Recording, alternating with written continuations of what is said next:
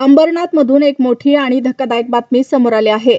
भाजप आणि मनसेच्या कार्यकर्त्यांमध्ये जोरदार राडा झाला असून या वादात कारची तोडफोड करण्यात आली आहे. विशेष म्हणजे हा वाद चक्क पोलीस ठाण्याच्या आवारातही पोहोचला. अंबरनाथ पूर्वेकडील हनुमान मंदिर परिसरात असलेल्या भाजप कार्यालयाच्या ताब्यावरून हा वाद सुरू झाल्याची माहिती आहे. मध्यरात्रीच्या सुमारास भाजपचे पदाधिकारी आणि कार्यकर्ते या ठिकाणी दाखल झाले होते.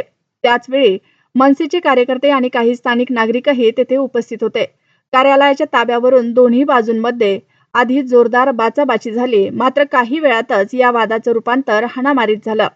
भाजप आणि मनसेचे कार्यकर्ते एकमेकांना भिडले आणि लाथाबुक्क्यांनी मारहाण झाल्याची माहिती समोर आली आहे. यानंतर काही नागरिकांनी मध्यस्थी करत परिस्थिती नियंत्रणात आणण्याचा प्रयत्न केला.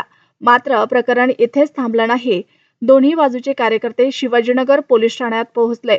मात्र पोलीस ठाण्याच्या आवारातही पुन्हा दोन्ही गटांमध्ये शाब्दिक वाद झाला आणि त्यानंतर हाणामारी झाल्याची माहिती आहे.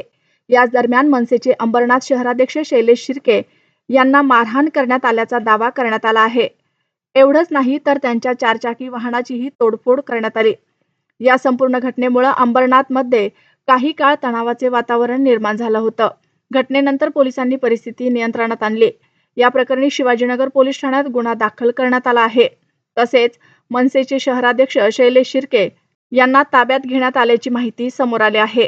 मात्र या प्रकरणात भाजप कार्यकर्त्यांवर अद्याप गुन्हा दाखल झालेला नसल्याचा दावा केला जात आहे. त्यामुळे या कारवाईवरून प्रश्न उपस्थित होत आहेत. दरम्यान एका कार्यकर्त्याच्या ताब्यावरून सुरू झालेला वाद थेट रस्त्यावरच्या हाणामारीपासून पोलीस ठाण्याच्या आवारापर्यंत पोहोचला. त्यामुळे या घटनेची चर्चा सध्या संपूर्ण अंबरनाथमध्ये सुरू आहे. नेमका वाद कशामुळे झाला, हाणामारीला सुरुवात कोणी केली आणि कारची तोडफोड कोणी केली याचा तपास शिवाजीनगर पोलीस करत आहेत. आता या प्रकरणात पुढे कोणावर काय कारवाई होते आणि या राजकीय राड्याला नेमकं कोणतं वळण मिळतं हे पाहणं महत्त्वाचं ठरणार आहे.